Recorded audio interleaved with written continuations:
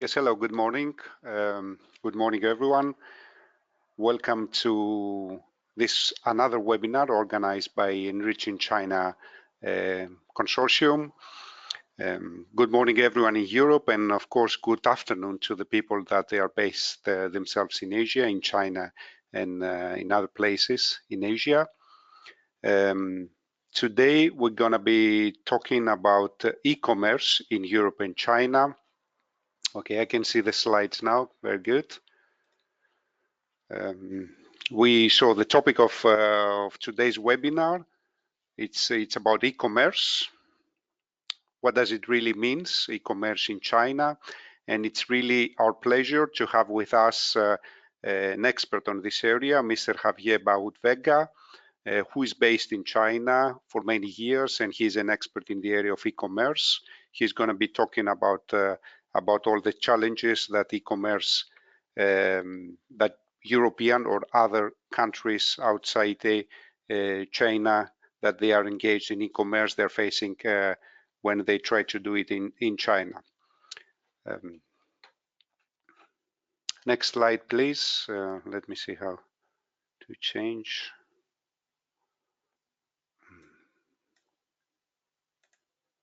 Okay. So the agenda of today, I'm going to be talking, I'm going to just explain a bit about the ENRICH in China. First of all, my name, I didn't introduce myself. It's Theodore Staikos. I'm coming from the Foundation for Research and Technology in Greece, and we are partner of the ENRICH in China Consortium. After me, it's going to be the main talk of this webinar by Javier on cross-border e-commerce, an additional channel for EU companies entering the Chinese market. He's an expert from a company called Zonamerica. Then after his speech, we're going to have some announcement of some other activities related with ENRICH in China, and especially the invitation to join the annual funding forum of the consortium that we're going to be having in October, the 2nd of October in Brussels. This is going to be done by our colleague Jessie Zhang, that she's coming from a company called EU Relations based in Zurich in Switzerland, and is also a partner in the consortium and ENRICH in China.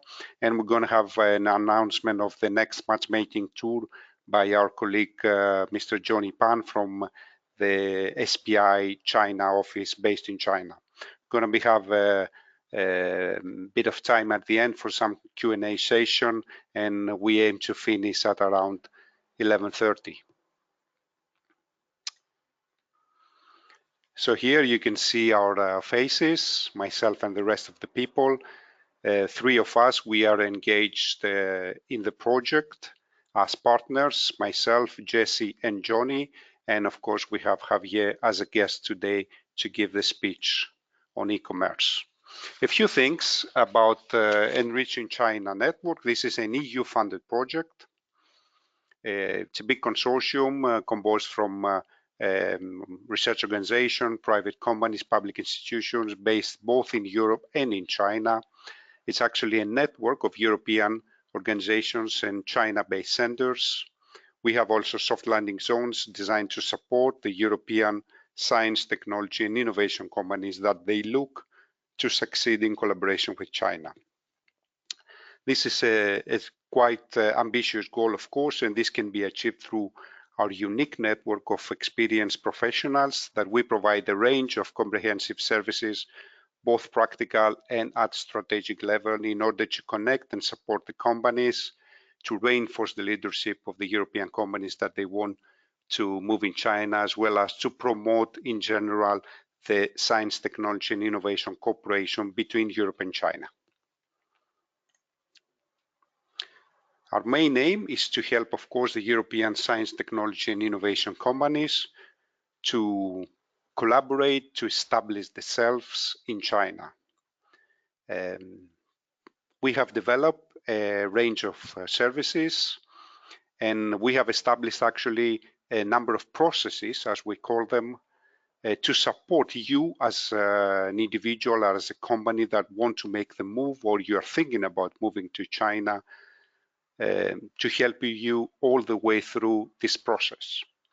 The first step, of course, is through enhancing your knowledge with dedicated information, for example, webinars like this one today, in order to give you information about China and the different aspects of China-related business.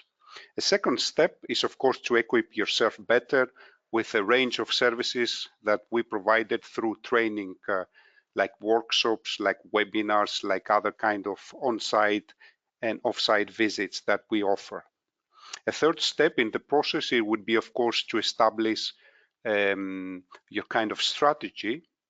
We can support you here to create a dedicated China-based strategy, either for exploitation strategy, for research and innovation, or for a technology transfer, or any kind of strategy that you want to create in order to make the move in China.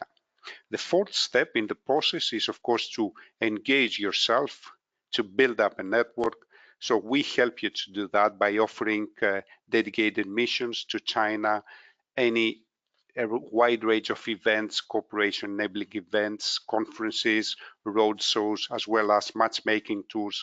And you will see later on by our colleague Johnny details about the next matchmaking tour that we organize in China. And finally, the last step in the process, of course, to expand your reach, as we call it, is actually to help you establish yourself in China. We have a number of soft landing zones. We have a number of colleagues and companies that they are based in China, and they help these services, localization guidelines, co-working space, advice on the differences in laws and regulations that affect your business. So we offer this support in order to establish yourself in China. Having said that, about establishing yourself in China, it's quite important for us that we have already 3 companies certified soft landing zones, certified by the consortium through a process of certification based in 3 different locations in China, that they are open to receive business and entrepreneurs to their facilities to spend some time in China, benefit from their services. These 3 companies, they are based in different areas, as I said. One is in Suzhou, the EU Sino Business Consulting. The another one is in Shanghai. And we have a third soft landing zone as well, based in Sichuan. We are currently in the process to expand this network of soft landing zones with additional companies, and we are actually in the process. We launched a call recently, and we are in the process of signing contracts with these new additional soft landing zones in China. So we keep you informed if you're interested about these opportunities that the current soft landing zones and the additional ones are offering for you in China. Few things about the call that I already mentioned. We have a call for applications which is open. We try to establish, we build a network of collaborators in different areas. We have a call for external service providers, that these are companies, either European or China-based organizations, able to provide services to our clients. We have, of course, the soft landing zones that I mentioned earlier. We have 3 already contracted, and we are in the process to expand this with additional soft landing zones. And of course, we have a call for members. So any company or even individual interested about our services, about what we offer, about information, as well as they get a lot of benefits. There's a whole package, benefit package, that involves your participation as a member. You can join us on this. The first call was launched in June. It's an open-ended, it's an open call actually. It's an ongoing call with different cutoff dates. The next cutoff date for application is the 22nd of November, as you can see in the slide. and we are open now. You can submit your application either as a soft landing zone or as a service provider or a member to this to join us in this network. These are our contact details. As you can see, you can reach us here. We have an office in Beijing and Chengdu, as well as the central office in Brussels in Europe. Just before I pass the floor to the next speaker, to Javier, just to say that the next webinar that we organize in this service that we offer for you will take place on the 22nd of September, and the focus will be on the topic of Industry 4.0. So this was my introduction to the webinar today. I pass the floor now, I pass the microphone to Javier to continue with his presentation on e-commerce in Europe and China. Thanks a lot, Theodoros, for your introduction, and also thanks, ENRICH, for this opportunity to discuss and present about e-commerce and cross-border e-commerce in China. And of course, to all the attendees, I hope this event is going to be useful for you. I'm trying, okay, to start with the presentation. So first, let me introduce you about our company. Zonamerica is actually a company originally from Uruguay, where we manage the largest free trade zone in the country. And we are basically the owners of this free trade zone. And to give you some numbers, around 2% of the GDP from Uruguay comes from the activity in our free trade zone. So it's a very well-known and recognized company in Uruguay. And 2 years ago, we decided to set up our office in China. And in China, we are at a business platform, and we try to promote business activities between China and Latin America. But that's, of course, not the reason why we're here today. So let me also introduce a little bit about myself. My name is Javier Bahut, and I have a bachelor degree in physics, and I also have a diploma in management from the China-Europe International Business School, which is one of the leading business schools in China or in Asia. And I've been working in China for already 13 years. I work for a Spanish regional government. I work also for the EU SME Center. I work for a private consultancy company that offer services to governments in Spain and also in other countries in Europe. And for the last 2 years, I work for Zonamerica, this Uruguayan company. And in this company, we have set up a store, e-commerce store inside one of the leading platforms, JD.com, and we are selling Latin American goods into China through cross-border e-commerce. And that's the reason that why I have some experience and I can introduce you this topic. So today, what we are trying to present, or what I'm trying to give a short introduction is what does e-commerce means in China. And by that, I want to give you an overview of what are the most significant characteristic of e-commerce and what are the difference also from e-commerce in Europe.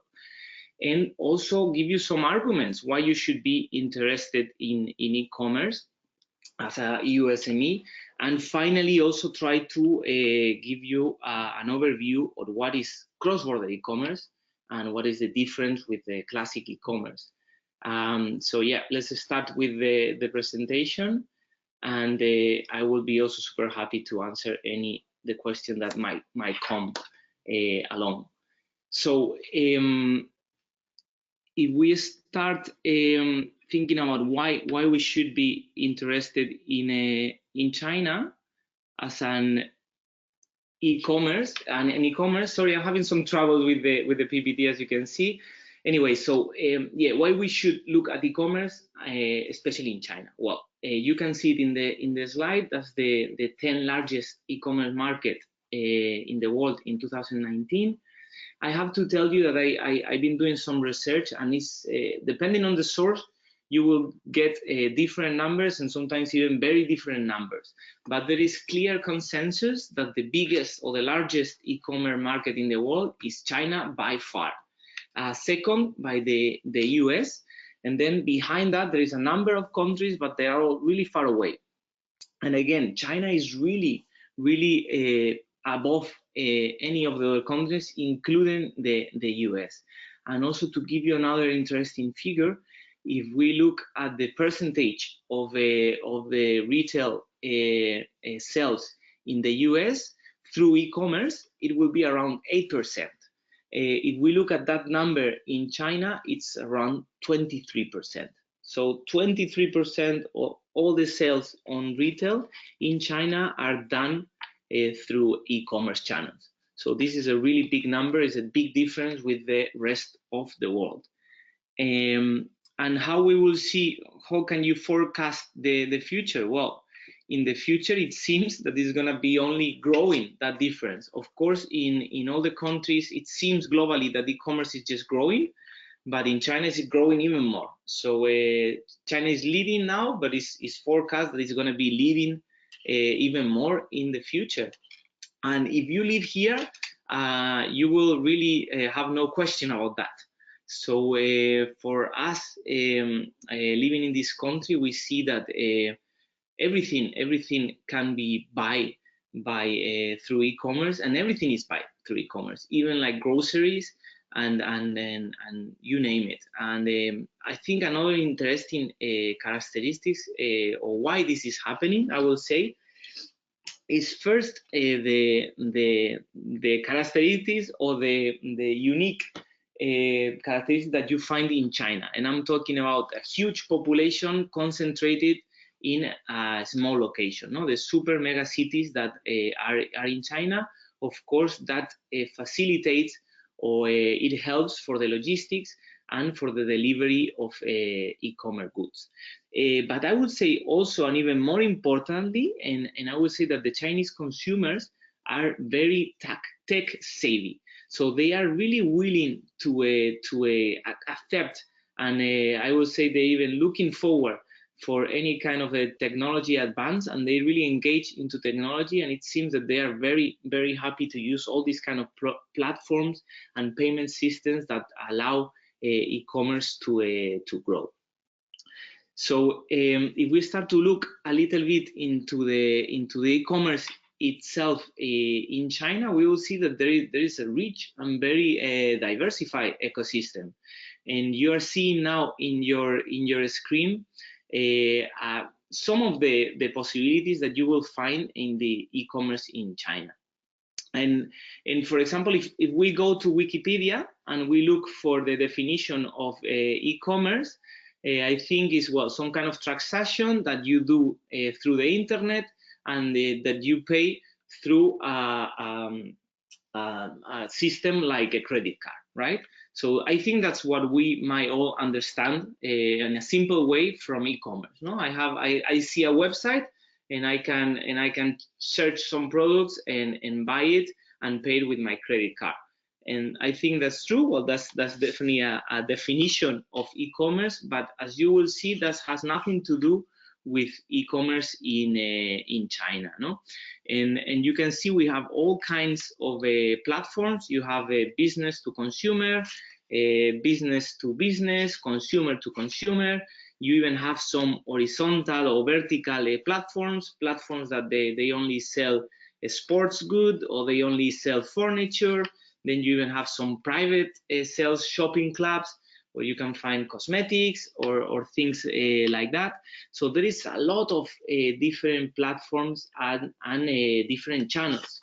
But, and this is very important, even we have so many options, if you look at the numbers, if you look at the market share, okay, who is dominating this e-commerce, well, this is then very significant, and that's what you see in your screen. This is the e-commerce market share in China for the first quarter of 2017.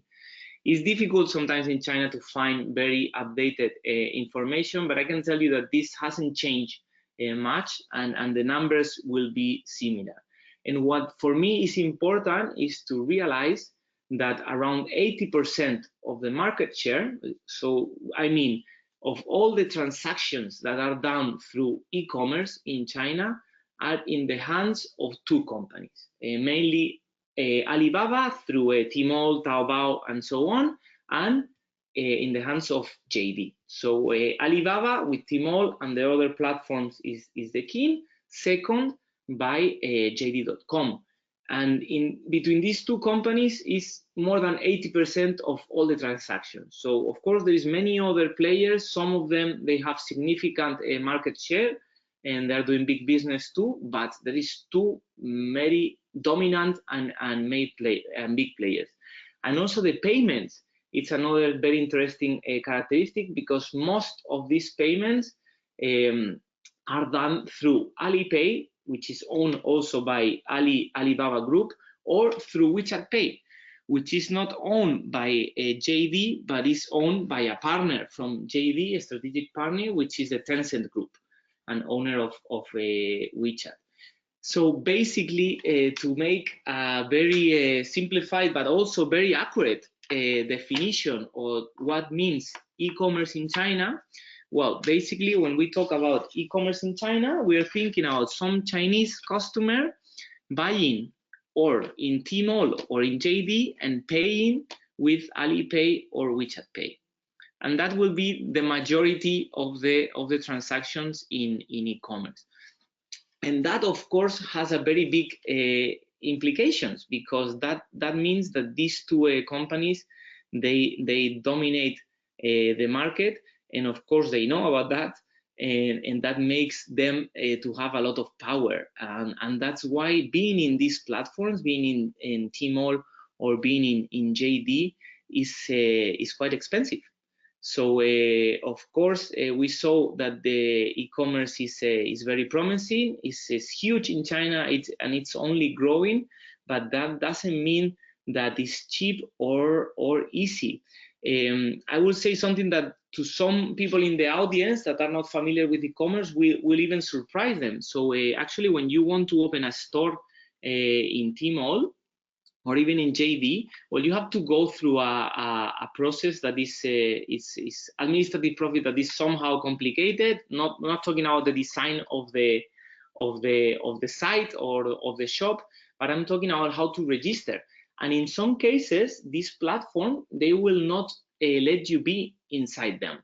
So if you're trying to sell a product and they think that your product won't sell, they wouldn't allow you to be in the platform. And they will ask you for a business plan. They will ask you also what's your marketing plan and what's your marketing budget. And you will have to convince them so you can pay them to be in their platform. You know, sometimes when we talk to clients or customers, they are really surprised to learn about this.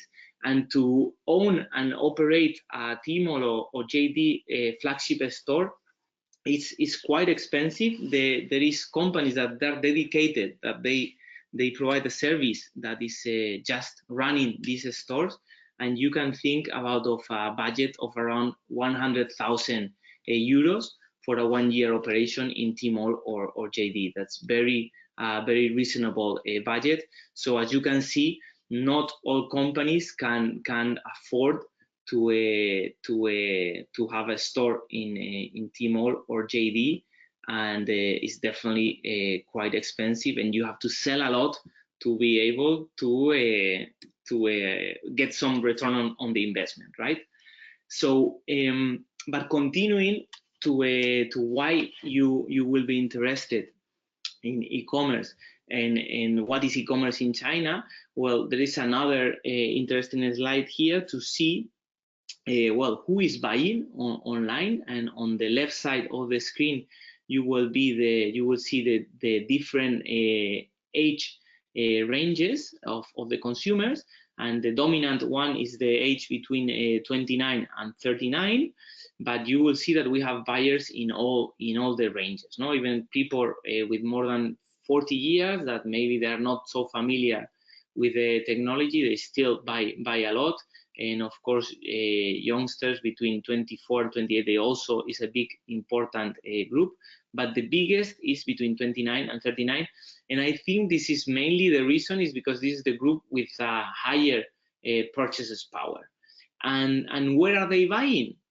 You can see it also on the right hand side of the screen, that well, most of the shopping online is done in the biggest cities, and it's also done in the coastal areas, you know, and then less and less if we go into the interior of the country. But this the clear reason because this is happening is also because of purchases power.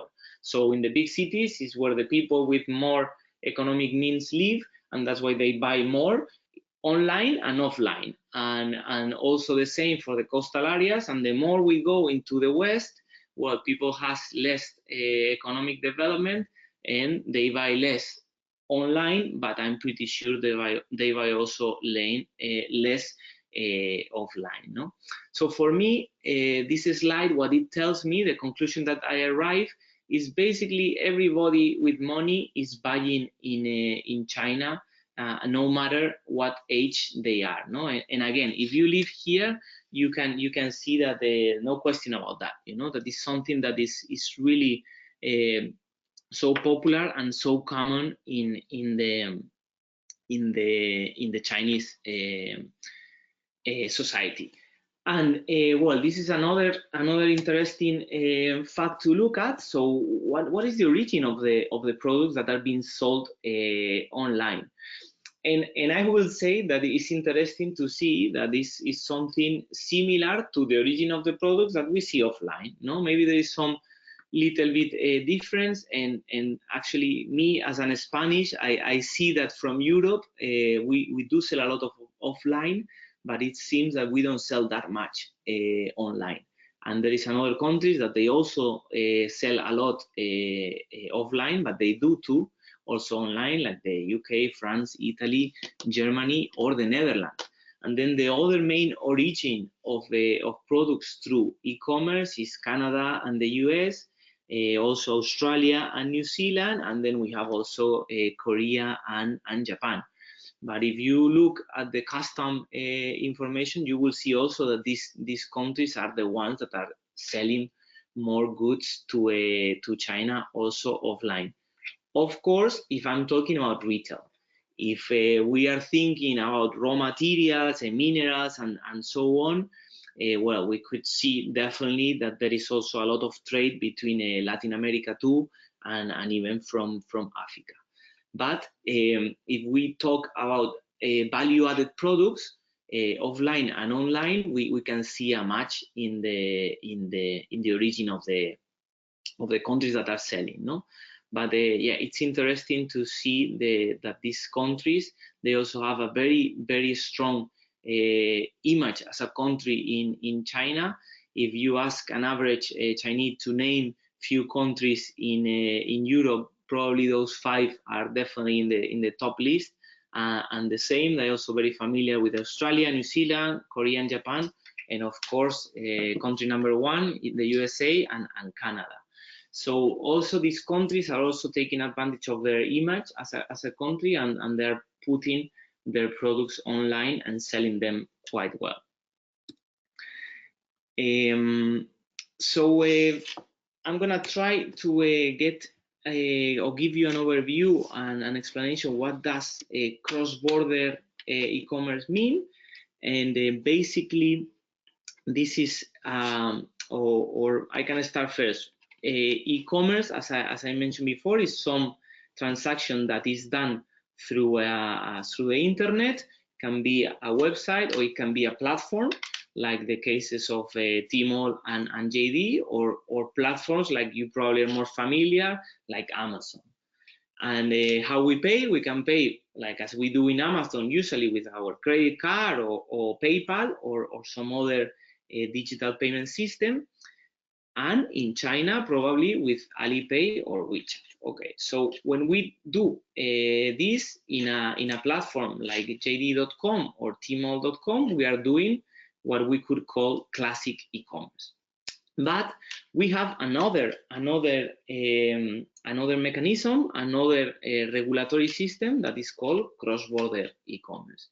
And this means that products that come from abroad, outside of China, are sold through e-commerce platform directly to consumers in China. Basically, that's the simple definition.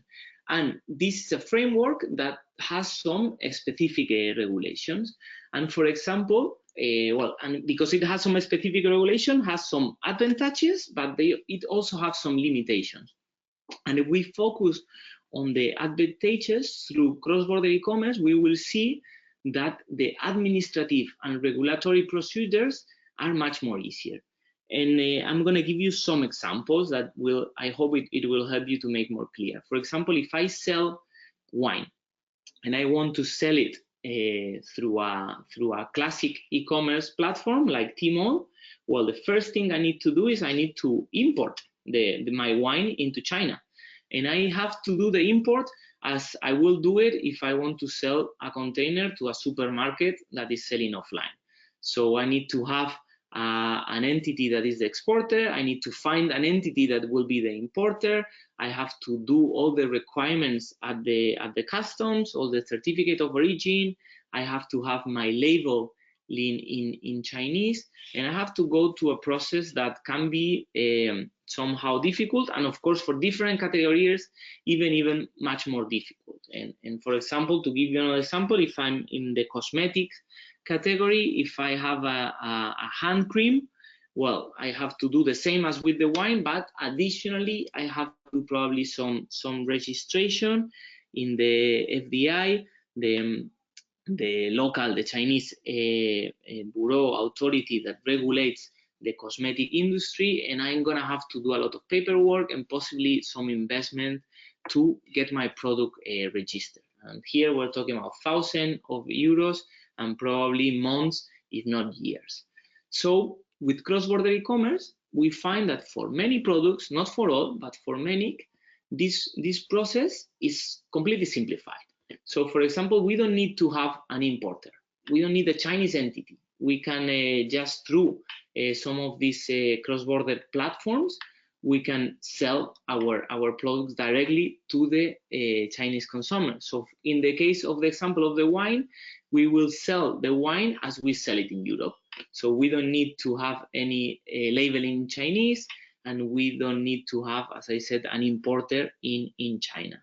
For the case of the hand cream, it will be even more simple because we don't have to go to the local Chinese bureau to certify and to get approval from our cream, but it can have a much more simpler procedure. This doesn't mean that you don't have to do anything, but the process is much more simple, as I said, and no requirements on the labeling. It's a big issue, but also a lot of documents that you will need to provide through normal e-commerce or traditional export-import, and here is much more simplified. Another big advantage is that you will see that your VAT is reduced, and in some cases your custom duties will be exonerated. So in some cases reduce it, but in most of the cases is completely exonerated. It's like you have a TLC with China. So for some categories, this is a big difference. Well, I'm sure you're all aware of the economic war between the trade war between China and the US, and tax is being used profusely and in this matter. So eliminating the tax is definitely a big advantage. And for all these reasons, it seems that this channel require less investment.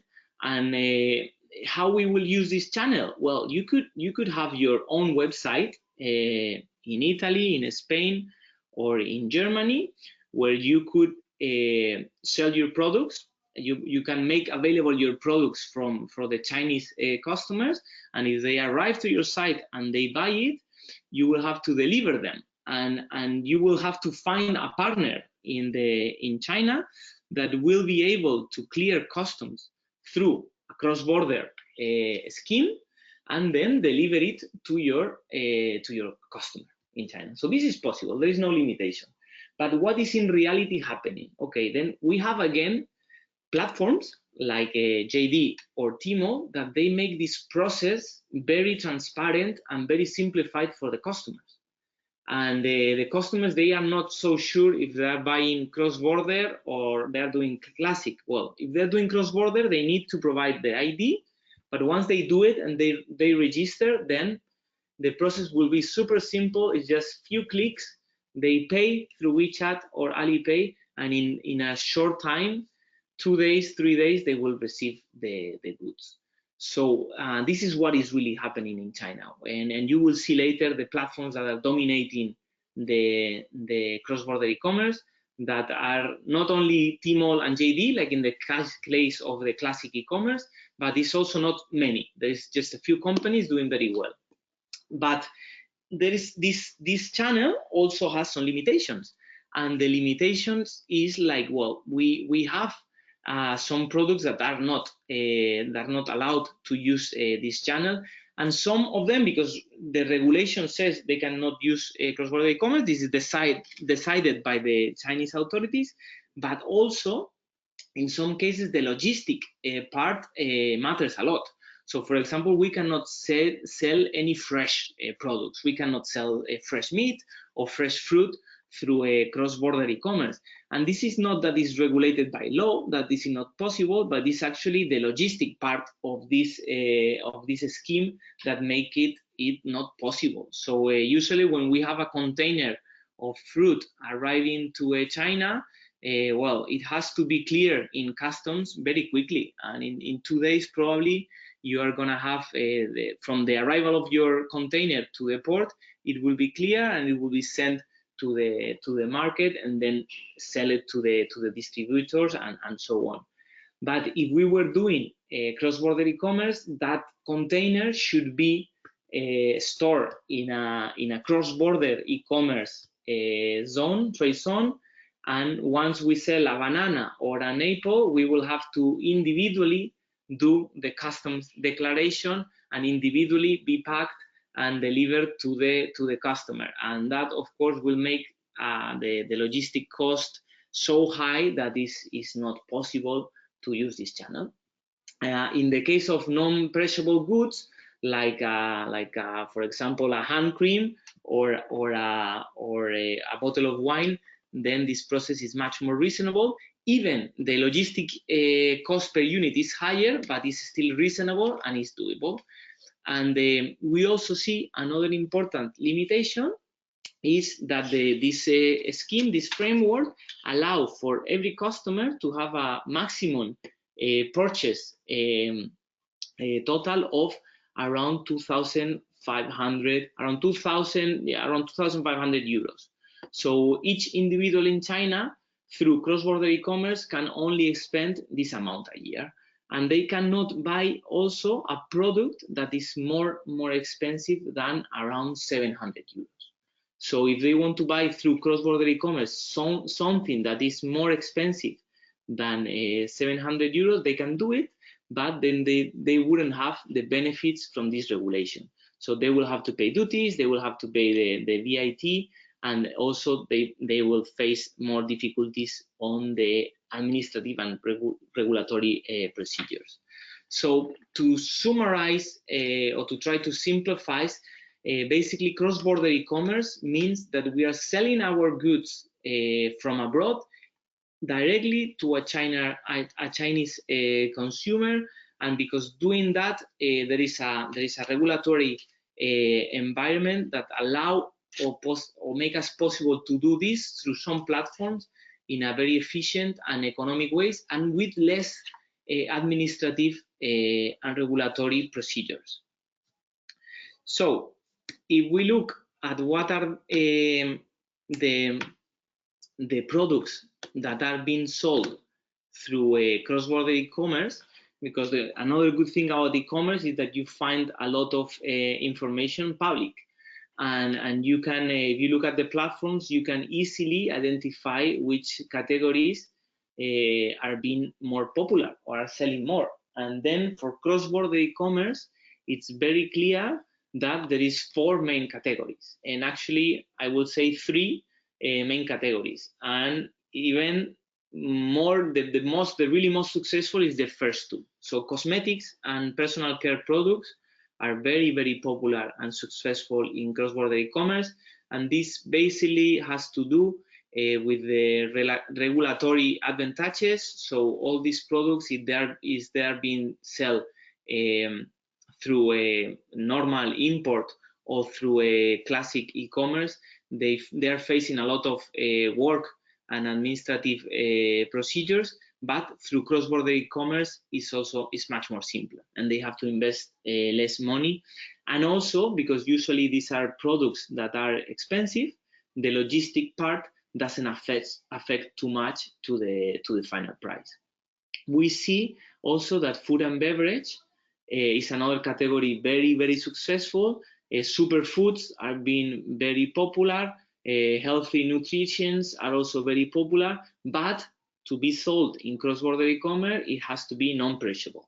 And minimum shelf life, we're talking at least 9 months. Less than 9 months is very rare to see products sell through cross-border e-commerce.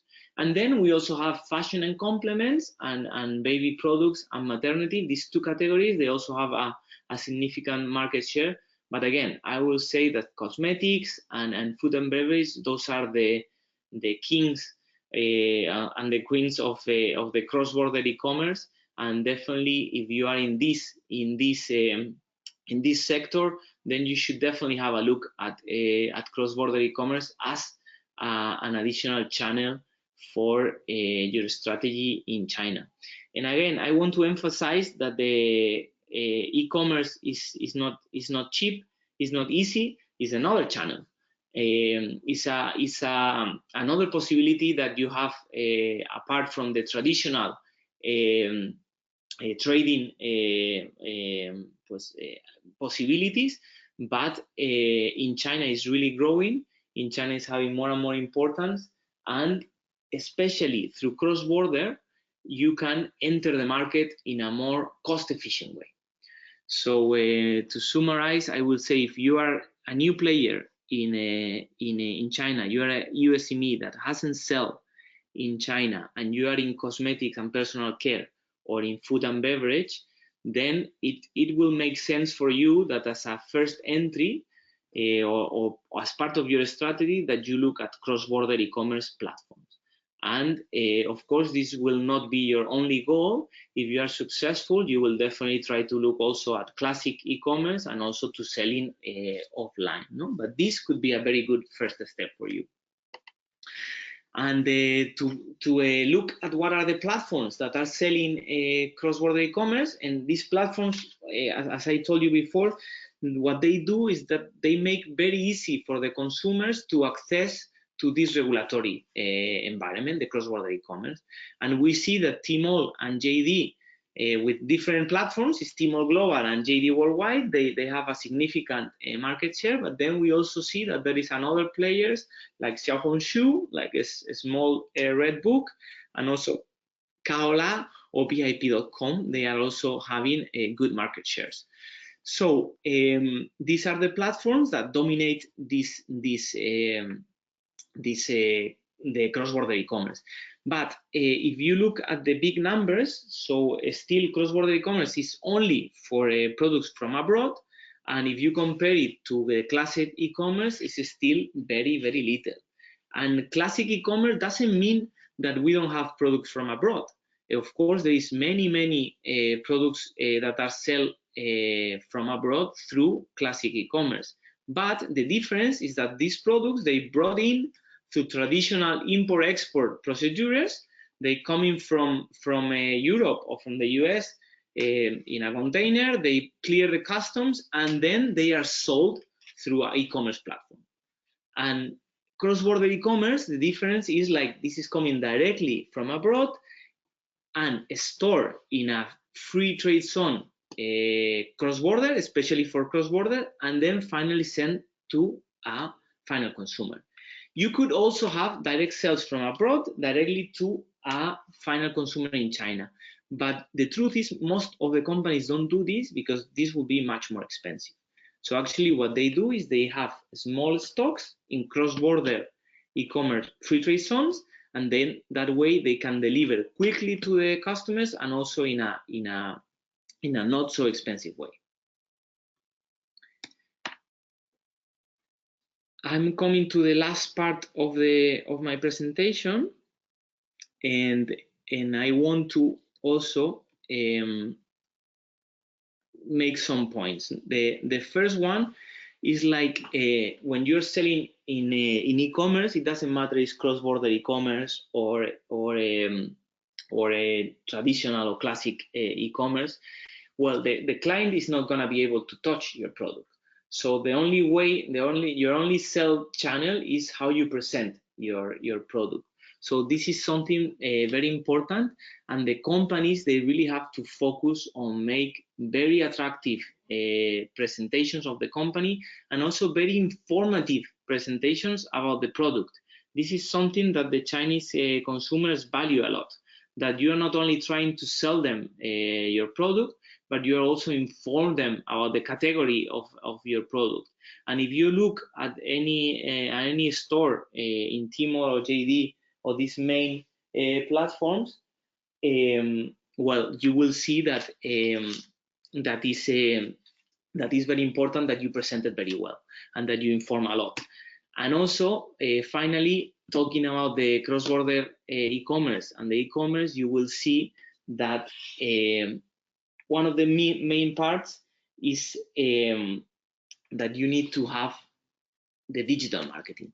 So one thing is that you need to bring clients to your store, and then you have to convince them to buy your product. And this is all done through digital marketing. And you are seeing now in the screen different logos from different technology companies that, if you are not familiar with China, you will not recognize, but are the equivalent of Twitter, WhatsApp, Facebook, Google, and YouTube. So these are the tools that you need to use to do digital marketing in China, because the tools that are used in Europe, they don't work here in China. So this is also fundamental to be understood by the companies. And the last two slides I want to show you is first, that for the digital marketing, the platforms, they offer you some tools. So all the platforms, they have the main page with different categories and some main products, but they all have a search area, like the search area that you will find in Google. And that's the most used tool by the consumers. And the results that you get, they are not like in Google. The results that you get is the more the company pay, the better they appear in this tool. So you have to invest in this kind of tools inside the platforms to receive traffic, to receive customers to your store. And also they offer a lot of marketing tools. Like once you start to get sales, you will receive the information of your customers, you will receive the phone number, and you can target campaigns with SMEs to these old customers. Also, you can do flash sales, and they will send traffic to you if you promote your products at a very different, at a very acceptable or very interesting price, and so on. And then outside the platforms, you will see that there is a big ecosystem of influencers, of KOLs in China, in many different social networks in China, like WeChat, Weibo, Xiaohongshu, and so on. And this is fundamental. This is fundamental, that in the social media in China, your brand, your product is recognized, and then there is people that is creating content that it seems original, that it seems genuine, and they are praising your products. Why? Because when the customer usually go to any of these platforms, look for some categories of product, they find you, they will also do a small research, and they will go to the social media to see what other people think about your product. And if you have positive comments, then it will be easier that they buy your products. So I think my time has come to an end. I hope I tried to give you some ideas and to help you understand better the e-commerce. And I definitely encourage the US SMEs to come to China and to look about the possibilities that they find through cross-border e-commerce. So thank you very much. Thank you very much, Javier, for this very informative session on e-commerce, and especially the differences that you presented very clearly between the classic e-commerce route and the cross-border e-commerce. Very informative. Thank you very much again. For the audience, just to say that you can post your questions in the chat box if you have, and then at the end of the session, on the Q&A session, we will try either Javier or the rest of the speakers to answer these questions at the end of the session. Right, now let's move to another part of the world, from China back to Europe and to Switzerland, from a presentation on the ENRICH Annual Funding Forum from our colleague, Jessie Zhang from the EU Relations. Jessie, the microphone is yours.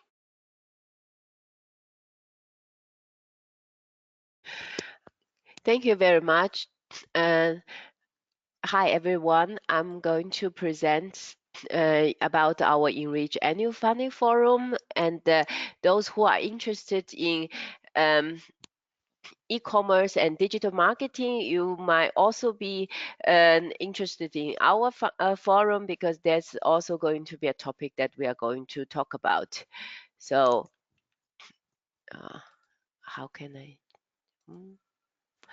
Yeah, so this is going to happen on the 2nd of October in Brussels, and so this event is targeting both academia and business, and because we think funding is the key, no matter in which stage your project is or your business is. And so we would like to present one day really full content about the funding aspect of the EU-China collaboration. So here we will be presenting the public funding instrument, like the EU framework programs, bilateral funding instruments like the national bilateral funding instrument.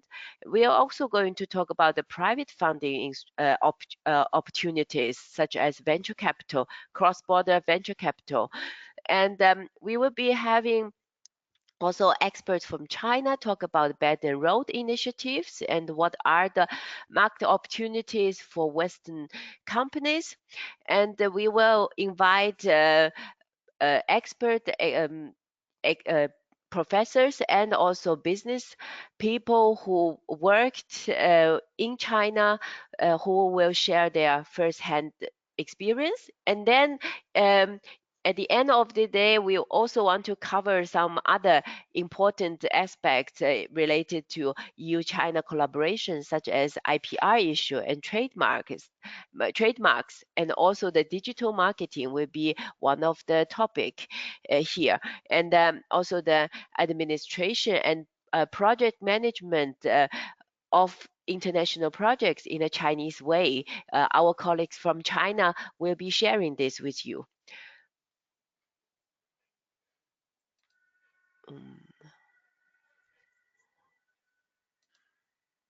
So I will quickly go through some of our experts. So just you can have an idea that we are really having a very high level experts with us. We have the Isabel from the FWO. This is the research foundation in Belgium. She's working a lot with the Flemish and Chinese collaboration. She's going to share some positive and negative aspect in her experience. And then we have Barry, who's from the Dutch Research Council. She's the one established a lot of joint funding between the JPI Urban Europe and the Chinese National Funding Agency.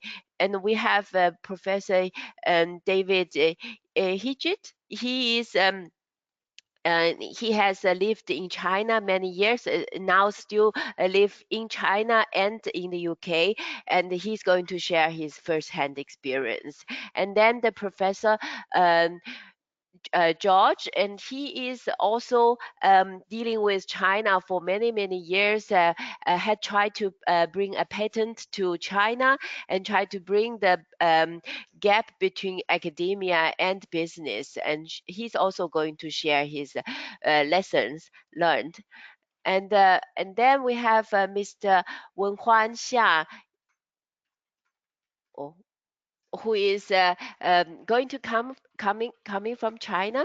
He is going to share with us about the Belt and Road Initiative and also the funding opportunities for European organizations. And Alessio is an expert in collecting all the data in China about the funding opportunities for SMEs in China. He really has really profound knowledge and access to all these data. And then we have Daniel with us, and he is an expert in the cross-border venture capital investment based in Germany, but based in Zurich, but have a lot of experience between China and Europe. And Faith is going to share with us about this one EU funding instrument. It's called InnoWhite, and this is a funding instrument also for SMEs who's expanding to China and other developing or emerging markets. So, and then we will have Peter, the director of EU SME Center. He's going also to hold a keynote about the digital marketing and e-commerce in China. So for our audience today, this might also be very interesting for you. And then we have Liang, who's very experienced also in the consulting for the attractive sectors and the market opportunities in China.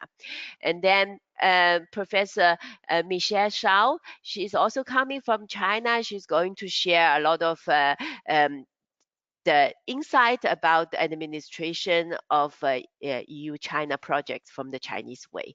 And then last but not least, Valentin is going to share about the IPR status quo and the trade markets in China. So these are some of the experts who's going to talk at our forum. So you can see here is quickly an agenda about this forum. We will start in the morning, and then the first few keynote we will be all together, and this will after the morning coffee break will break into two parallel sessions addressing academia and Brussels. So we will hear all these experts sharing their experience, and in the end we will come all together and also have conclusion and also have networking cocktail. So we really think this is going to be a very informative, fruitful, also very interactive event. So we really want to draw your attention also to the registration. So our registration deadline is in a week on the 20th of September. So we have our regular fee. It's 320 euro, but we have a lot of special promotions. For example, if you are a member of ENRICH, or if you become a member of ENRICH, the price is only the half for you. And also, if you bring your colleague, you also get a same organization discount. For one person you bring, they get 50%. On the third person is for free. Or if you are a PhD student or postdoc or startup, and then this is also you also enjoy the half price. And next week, also mark your calendar, you will also receive our reminder on the 18th of September. We are going to have a special sales day. So please, we will receive. We will send you this information again through email. We really look forward to your participation. Thank you. Great. Thank you very much, Jessie. for this introduction to the annual funding forum. This is the first annual funding forum that we organize as a consortium, and we aim to do this annually. So next year is going to happen the second one in another location, probably in Europe. Great. Now let's move to the presentation by our colleague Johnny Pan from SPI China office, that he's gonna talk about the next matchmaking tour that the consortium is planning in China for November. Johnny, the microphone is yours.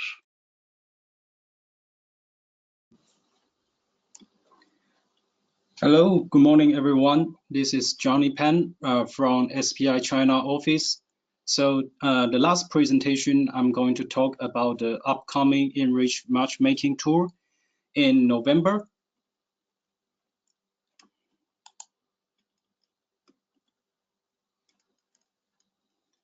So before I'm talk about the matchmaking tour, I'm going to give you some ideas of how the matchmaking tours were organized in the past years.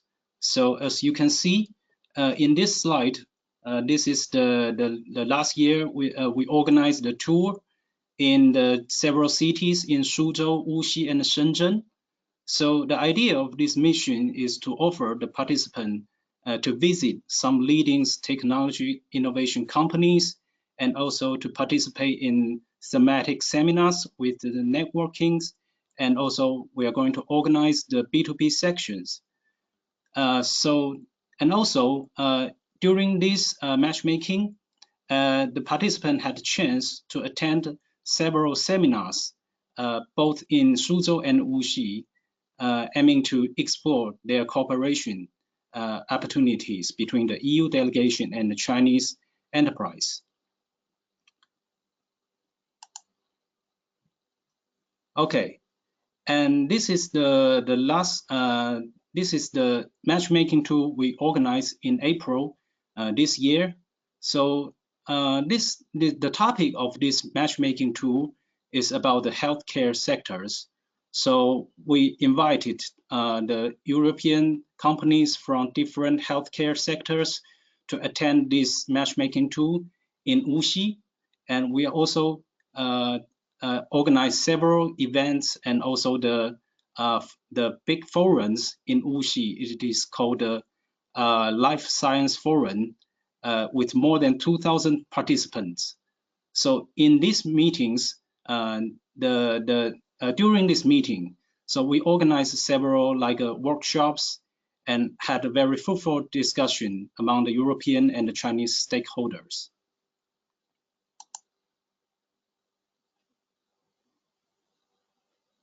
Okay, so let's talk about the matchmaking tour to China take place in the city of Chengdu and Shenzhen this year from the November 11 to 15, organized by the ENRICH team. So the main objective of this mission is to enable participants to establish connection with the key Chinese tech-based companies and the research institute.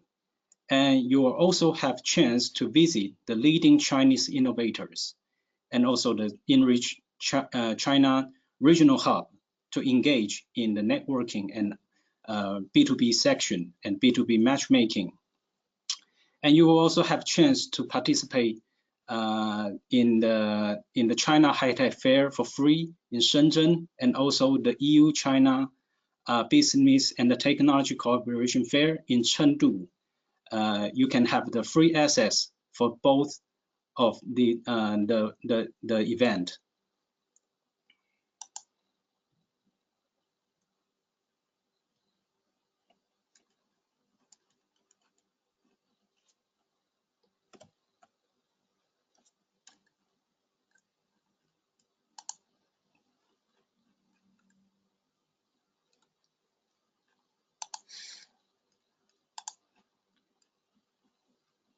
Okay, so let's take a look. Oh, sorry, let's move from the Chengdu. Yeah. Okay, so this slide is to show about the Chengdu, to give you some idea of about this city. So Chengdu is actually the initial station of the Chengdu Europe Express Railway in the north from in Poland, and also the Forbes has listed the Chengdu as one of the next decade's fastest growing cities. And we know that the Chengdu airport is ranked the first in the Midwest China direct flight to Amsterdam, London, Paris, and Frankfurt, and also Moscow. And there are 14 consulate generals has already settled in Chengdu now.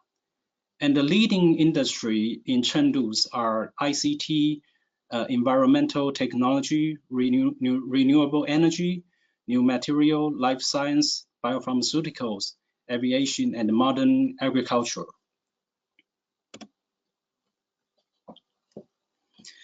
So the EU-China Business Technology Cooperation Fair has been organized since 2006.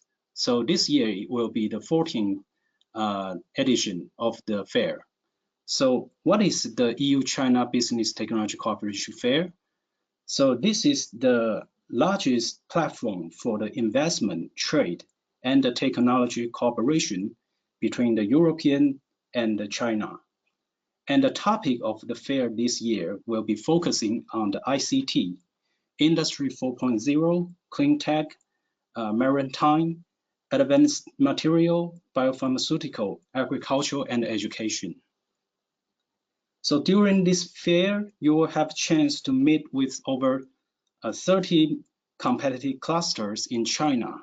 And also, you're going to matchmaking with over 1,000 Chinese enterprise and learn more about the policy for the European entrepreneur to start up business in China.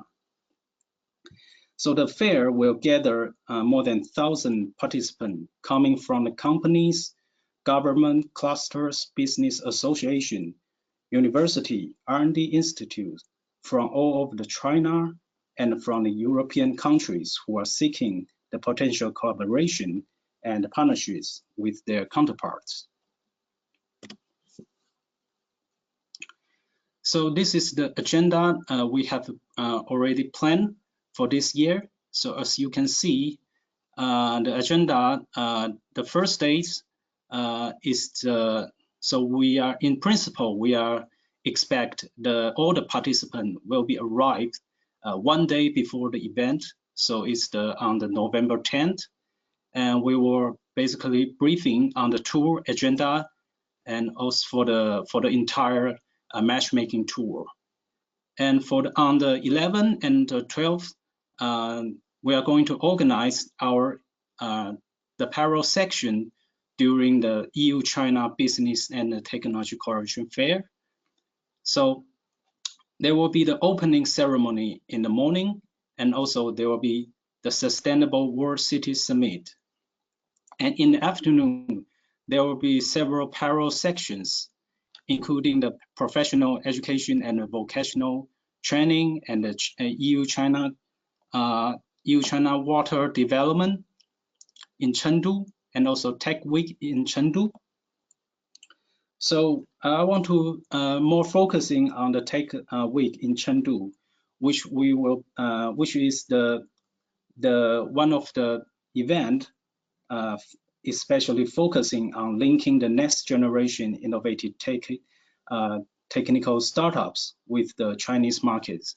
And we are going to organize the event, the parallel section in this meeting. And then there will be another seminar. It's called the Nordic Sustainable Cities, which is focusing on topics such as the smart city developments, eco-city, and the green building. So after that, we will organize the B2B meeting inside the EU-China Fair. So the idea of this B2B meeting is to attract all the leading players from the high-tech industry to learn and to connect with the industry, innovators, and the technology, and also the service provider from Europe and China.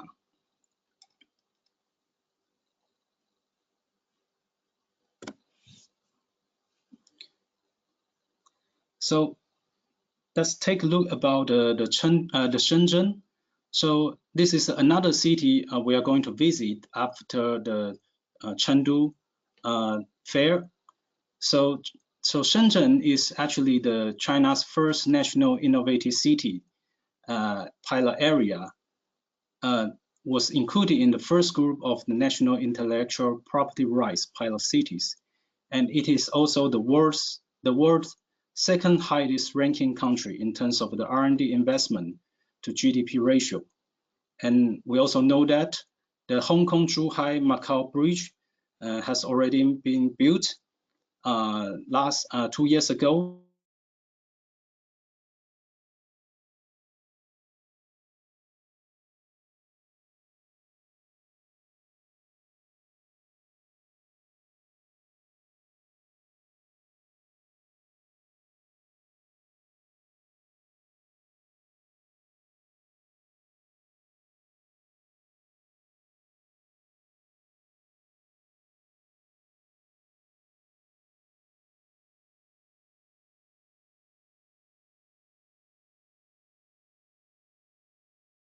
Johnny, hi. I think we stopped listening to you. I think that the microphone is on, but I think we lost connection with you in terms of sound. Could you check the microphone?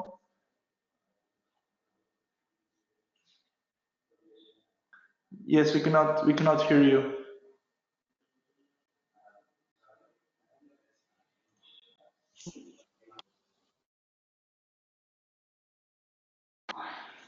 Johnny, we cannot listen to you. Maybe I can pick the presentation from here, if that's okay.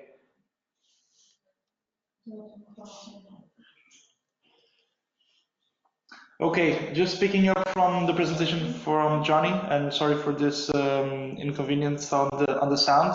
As Johnny was saying, the matchmaking tour will finish off in Shenzhen, attending one of the biggest high-tech fairs, for sure one of the biggest fairs focused on technology in China, and one of the biggest in the world.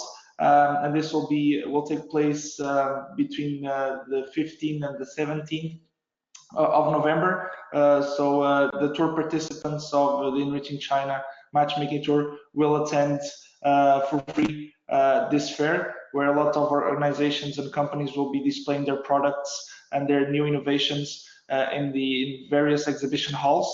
And together with these halls, there will also be parallel sessions, which are highlighted here in our agenda. So on the 13th, there will be the participants will fly from Chengdu to Shenzhen, and we'll have a briefing on the several activities of the China High Tech Fair. And then on the 14th, various activities will take place during the China High Tech Fair, with sessions and different workshops taking place inside the facilities, which can be of much of interest for all the participants. There will also be a free tour through the fair, which is very, very large. So it's important that we also have a look at all around and all the exhibition halls. And you'll notice that it is really, really big, and it's easy to get lost. So our team that will be supporting will be following up closely with all the participants and making visits to specific organizations which are relevant. Which we believe are relevant. In case you are very interested in this mission and you are still on time to register, you may check our website, which has already been presented several times, but I will also show once again. And in any case, you can go directly to the link which is currently on the screen, and you can have all the details. All the information form and the application form, as well as other relevant information, including the full agenda for the matchmaking tour. So please feel free to check the website and contact us in any case. You have our contacts in this slide here, so the website and our email address.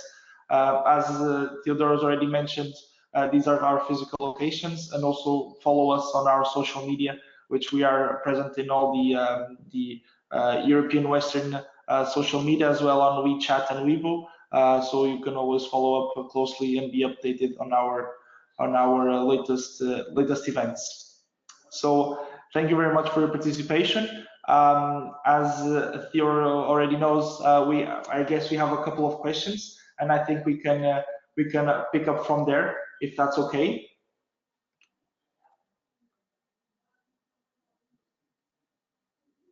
Yes, thanks, Vasco. Thanks a lot for taking over. I guess you have the questions. You can ask them. Yes. Yeah. Exactly. Yes. I'm going to just have a quick look to some of the questions which we have here and ask them directly to the speaker. Okay, I have a question for Javier. I hope he's still also online to answer the question. So the question is the following. Why do you say that selling perishable food is impossible? Chinese platforms working in Europe explain to their customers, SMEs, that it's totally possible. Is it possible that you comment on this, Javier? Yes, for sure. I'm not saying that it's not possible to sell fresh products online. Actually, it is possible, and it is a very successful business. But what is not possible is to sell it through cross-border e-commerce.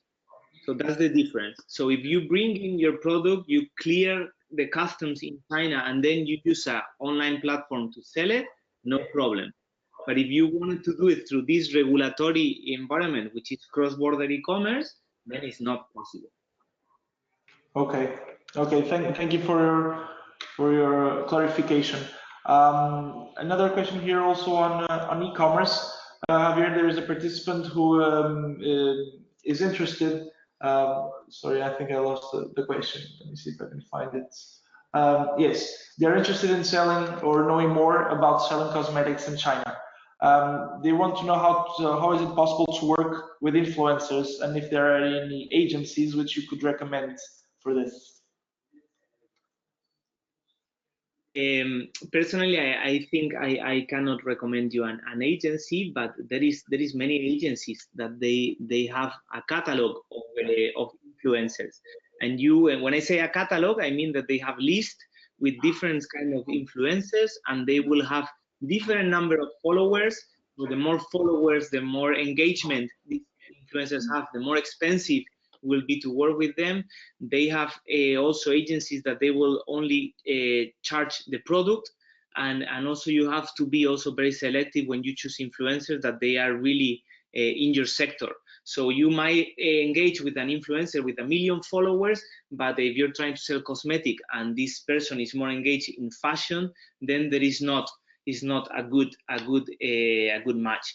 So I'm sorry, I don't want to give any name, but there is a lot of agencies and there is a lot of companies that they can offer this service to link you with an influencer and with the right influencer. And but it's important that you do research and that you really find the best match. Okay, thank you very much, Javier. I will just ask one more question to you, since we also have questions to other speakers. So I'll just, and we also have more questions for you, but I think that if you can try to divide between the speakers, would also be benefit. And of course, in case there is any question that we will not be able to reply during this webinar, we will make sure that the speaker receives the remaining questions, and we will make sure that the participants get their questions answered.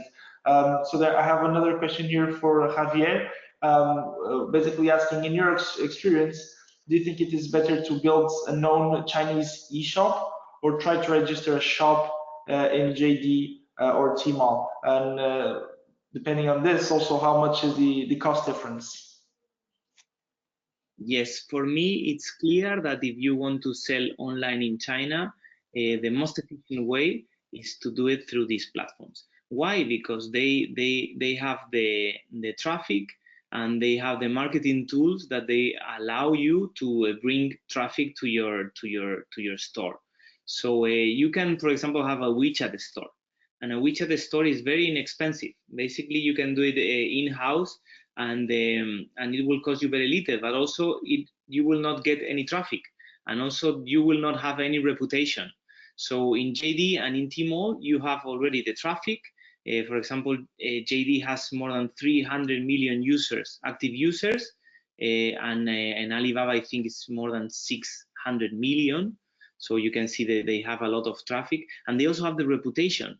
People, when they buy in Tmall and JD, they know they're gonna get goods that are original and they are not fake, and this is very important. So definitely for me, the recommendation will be to use this platform. Okay, thank you very much, Javier. There is a question here for Jessie regarding the forum.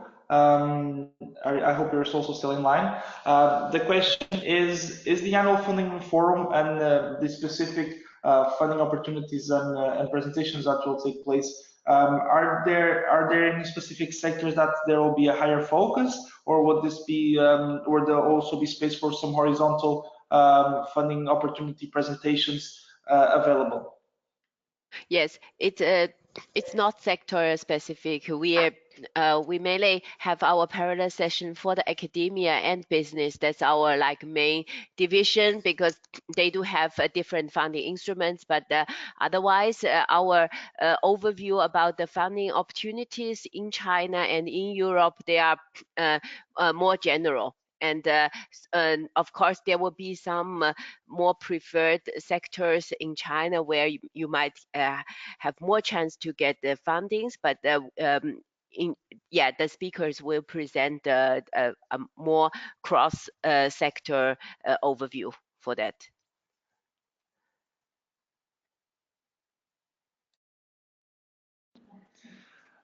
Thank you, Jessie. I would just would like to finish off with a question regarding the matchmaking tour. I don't know if Johnny is still online and if the sound is working. Johnny, can you listen to us? Yes, can you hear me? Working. Yes, thank you very much. Now we're listening. I just have a question to you on the webinar that came from one of the participants. So focusing on the B2B, are these B2B meetings just? I guess the question is focused on the B2B on the different fairs. Are these just with Chinese counterparts, or also with the other European participants that may be attending the events? This is for all the Chinese and for the European counterparts. Okay, so basically the participants, when engaging on these B2B activities, they can meet both with European counterparts, but they can meet with Chinese counterparts, but also with other Europeans that are participating in the fair. Yes, that's right. Okay, perfect. Thank you for clarifying.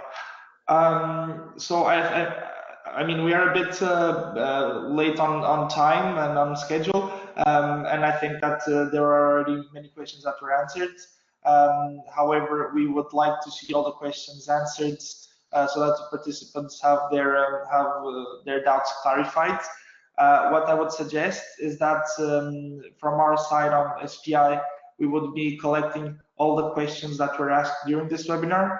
And we will follow a procedure which we have been doing also in the past, and we will send the questions which have not been replied to. We will send directly to the speakers by email, and we would kindly ask if they would have some time to answer us back on the questions asked, and then we will make sure that the participants receive the replies to their questions. I hope this is fine with Javier, Jessie, and Johnny. So if everyone is okay with that, I would like once again to thank all the speakers for their availability and the excellent presentations, and special thanks to Javier for the excellent presentation and all the information and knowledge that was shared on e-commerce, which is highly trendy in China and becoming more a trend also in Europe. Also thank Theodoros for the excellent moderation and the great presentation of ENRICH in China, and once again valuing our partnership in the project and in the center. Also to Jessie, and I would like to thank all the participants who attended, and I hope this was useful to everyone. and we kindly invite you to attend our upcoming webinars, which was already presented, the next one by the end of this month, September 27, focused on Industry 4.0, and stay tuned on our social media and websites that we will have other webinars available in the following months. We organize them regularly on a monthly basis. So stay tuned and hope to see you again in one of our activities. Thank you very much once again to all the speakers.